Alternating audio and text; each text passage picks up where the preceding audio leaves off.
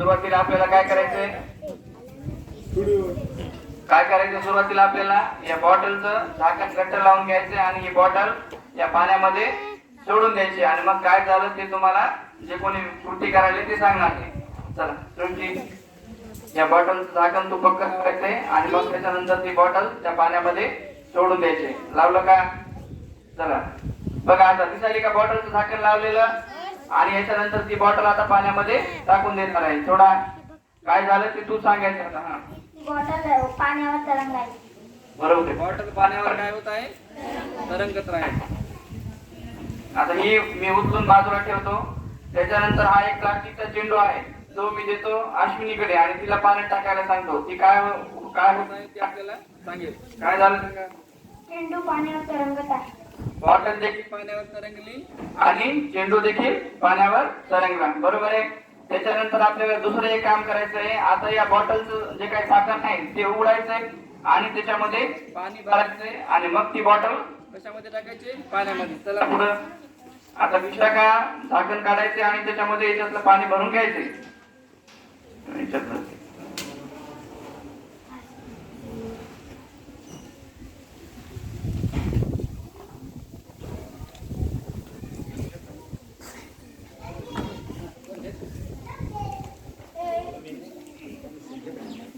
बघा चल दाखव. बघा पाणी भरलेलं आहे का बॉटल मध्ये, आहे ना?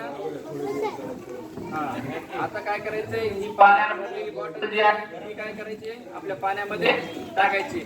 बघा आता काय झालं विशाखा तू सांग. ही बॉटल खाली पण टेकलेली नाहीये आणि पूर्ण वर पण नाहीये. बघा त्याच्यामध्ये काय खालून घ्या. बॉटल पाण्यामध्ये मिसळला जात नाही. बघा बॉटल पूर्णपणे खाली टेकलेली नाही. बघा पाण्याने आपण भरलेली बॉटल आहे, परंतु ती बॉटल काय नाही, पूर्ण खाली पण त्याच्या तळाला पण टेकलेली नाहीये आणि पूर्ण वर पण तरंगत नाहीये. ती काय केली तिनं, ती तिच्या पाण्याच्या पृष्ठभागाच्या थोडं खाली काय स्थिर राहिलेली आहे किंवा तरंगत आहे. बरोबर आहे.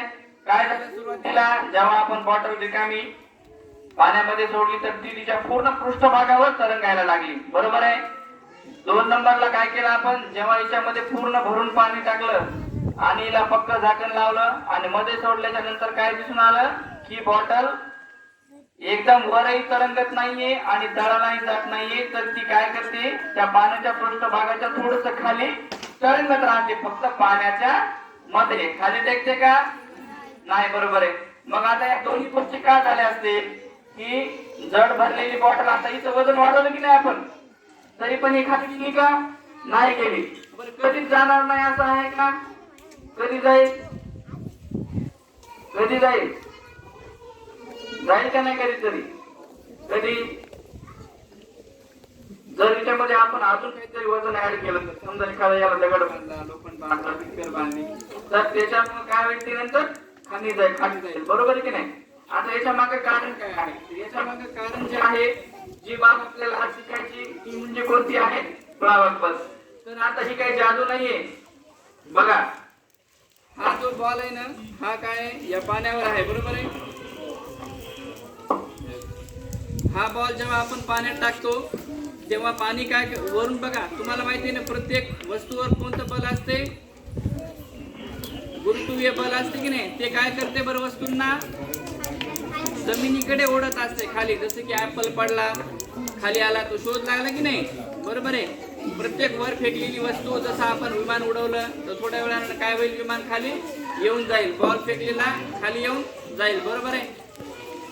मग त्याचप्रमाणे पाण्यामध्ये किंवा आपल्या हवेमध्ये देखील पाण्याच्या तळापासून काय केलं जाते, वरच्या दिशेने एक बल लावले जाते. बघा गुरुत्वीय बल कुठून असते, वरच्या दिशेकडून खालच्या दिशेकडे. परंतु खालच्या पाण्याच्या तळापासून वर एक बल लावलेलं असते. ते बल कोणतं असते, प्लावक बल. त्या प्लावक बलामुळेच काय होते, वस्तू पाण्यावर किंवा पाण्यावर तरंगतात. आणि बघा आता नाव होडी असते की नाही, त्या होडीच्या खाली काय झालं असते, जेवढं पाणी असते ना, त्या सगळ्या पाण्यामध्ये जे प्लावक बल तयार झालेलं असतं ते काय असतं, पुरेसं असतं त्या होडीला पाण्यावर तरंगत ठेवण्यासाठी. बरोबर आहे. आता बघा आपल्या प्रयोगामध्ये अजून फक्त पाण्याचं सांगितलेलं आहे आपल्या प्रयोगामध्ये. बरोबर आहे. आता माझ्या डोक्यात दुसरं आल्यामुळं मी अजून एक गोष्ट तुम्हाला दाखवतो जी की आपल्या आजच्या प्रयोगात नाहीये.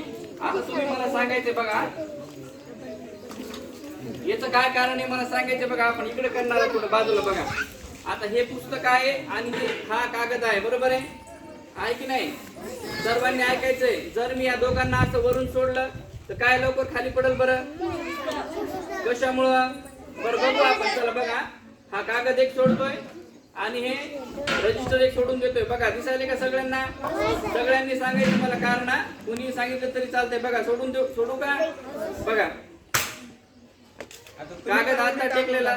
हा एक हलका मुलगा आणि एक जड मुलगा जर असा उडी टाकला तर खाली कोण पडेल? मग ते हलका जडच आहे.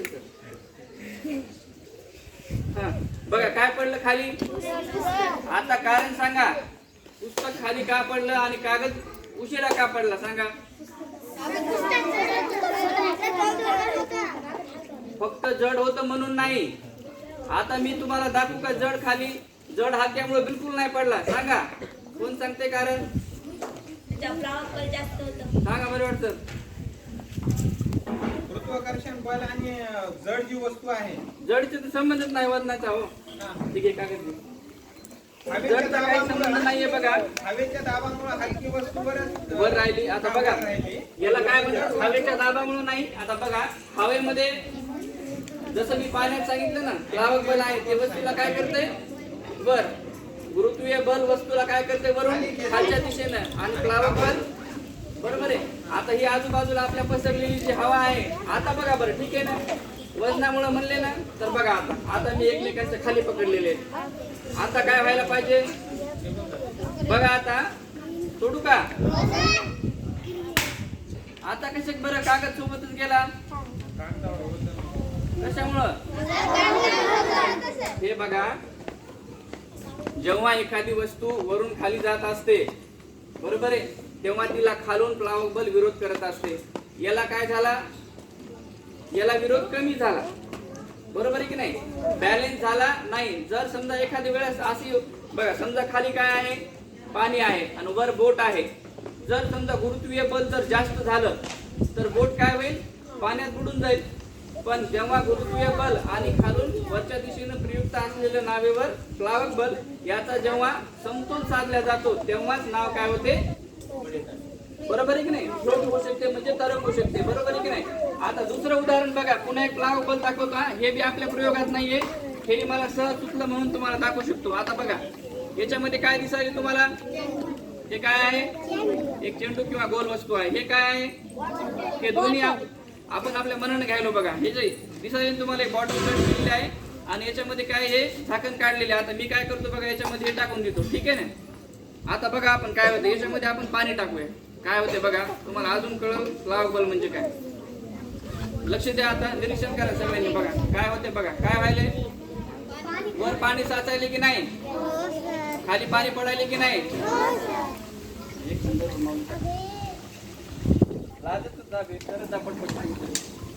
बघा हा पडायले की नाही पाणी खाली? आणि बॉल कुठं आहे सध्या? बघा आता काय होतंय? बॉल कुठं आला? कशामुळे आला?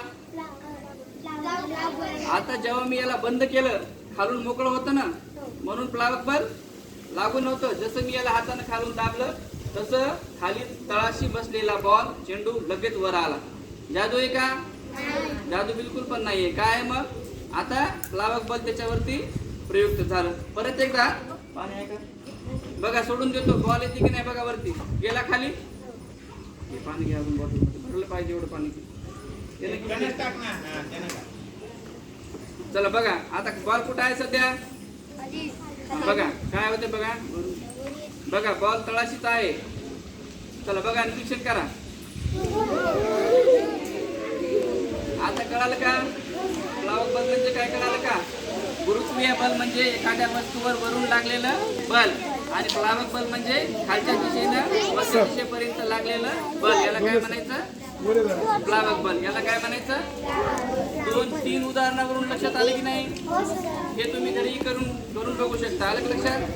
बस का आता? काय करायचं? खाली पाणी